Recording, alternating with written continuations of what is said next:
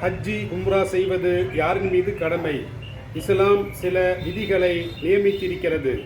யாரின் மீது ஹஜ் உம்ரா கடமை என்று சொன்னால், ஒன்று முஸ்லிமாக இருக்க வேண்டும், இரண்டாவது பருவ வயதை அடைந்திருக்க வேண்டும், மூன்றாவது புத்தி சுவாதீனம் உள்ளவராக இருக்க வேண்டும், நான்காவது சுதந்திரமானவராக இருக்க வேண்டும், ஐந்தாவது காபத்துல்லாஹுவிற்கு சென்று வருவதற்கு உடல் பலம், ஆறாவது பணபலம் ஆகிய 6 அம்சங்கள் இருக்க வேண்டும்.